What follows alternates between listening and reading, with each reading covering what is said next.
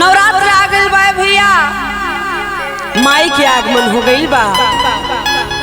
आज अपन चैनल पूनम शर्मा ऑफिशियल के माध्यम से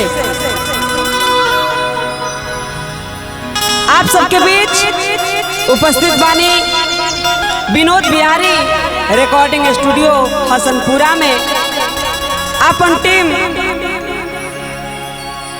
दीपुज्वल बाबा, गौतम भैया, मालू भैया, सोनू बाबू, धीरज बाबू, कुंदन बाबू, सभी टीम आज हमने के उपस्थित बानी आप सबके बीच माई के भजन लेके।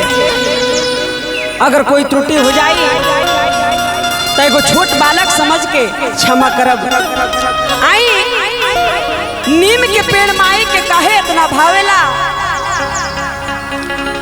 नीम के पेड़ माई के काहे इतना पसंद बा, ना जाने काहे लो भाई बड़ी भक्त एगो भजन के माध्यम से माई के भजन दर्शाओ ता कैसे आई भाव बा।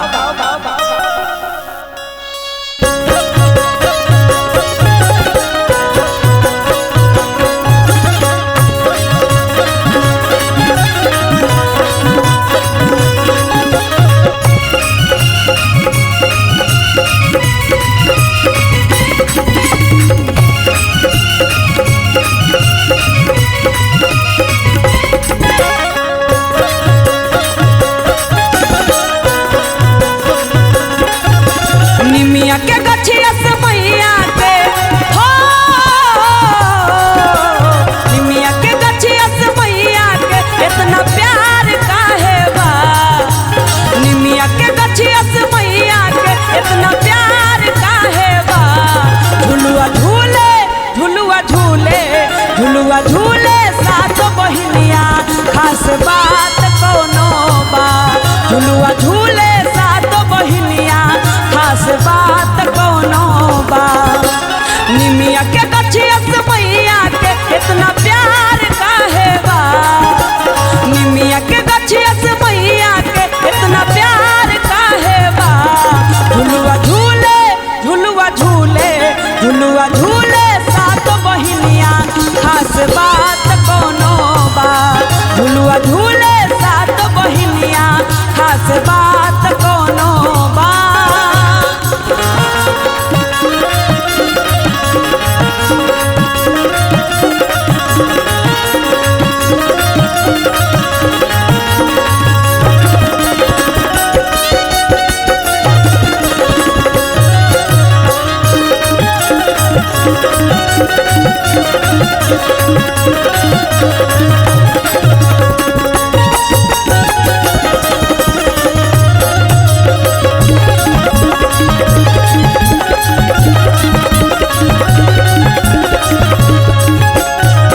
तीते होला फूल, तीते होला एक फर हो।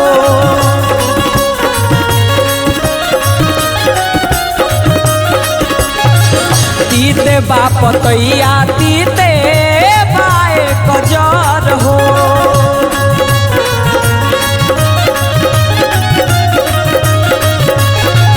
तीते होला फूल, तीते होला एक फर हो। तीते बाप तैया, तीते बाए कजर हो। तबो न जाने मैया के हो, तबो न जाने मैया के ऐसे प्यार कितना बा। झुलुआ झूले झुलुआ झूले झुलुआ झूले सात बहिनिया, खास बात कोनो बा।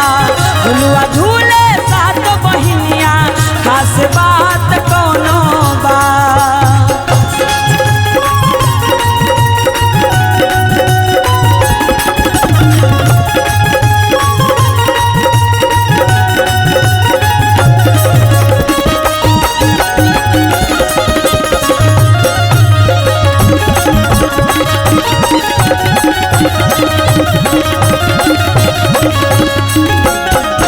निमिये पर झूली झूली बात तारा सावली।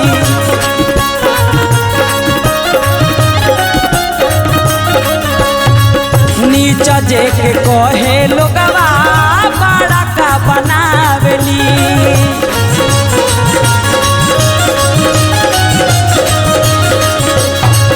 निमिये पधूली झूली बात तारसावली। नीच जे के कहे लोगवा बड़ा का बनावेली। बाबा निखे से देखी रहसू के हो, बाबा निखे से देखी रहसू के परमान मिलता। झुलुआ झूले झुलुआ झूले झुलुआ झूले सात बहिनिया खास बात कोनो बा। झुलुआ झूले सात बहिनिया खास बात कोनो बा। निमिये के गछिया से मैया के हो,